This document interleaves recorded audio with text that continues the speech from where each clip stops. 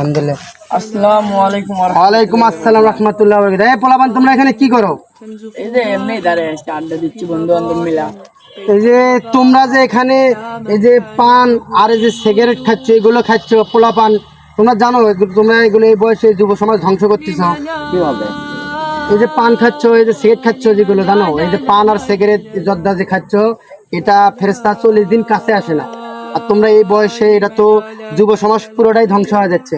তাহলে তোমরা এই বয়সে হাতে লেখাপড়া করবা, এই বয়সে নামাজ কালাম পড়বা, যেটা আখেরাতের জন্য তোমাদের জন্য ভালো। তোমরা এগুলো করতেছো এই বয়সে, তোমাদের তো আখেরাতও নেই, পরকালও নেই। আমরা তো এভাবে বলিনি আমাদেরকে।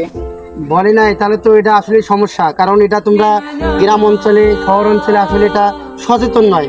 কারণ সচেতন না হইলে তো এটা আসলে যুব সমাজ ধ্বংস হবে, এবং এই যে পোলাপান যারা লেখাপড়া করে, লেখাপড়াও নষ্ট হয়ে যাবে। কারণ এগুলো মেইন উদ্দেশ্য হচ্ছে পিতা মাতা। কারণ তোমাদের যারা পিতা মাতা আছে, কারণ তোমাদের এই পিতা মাতারা তোমাদের শাসন করে নাই।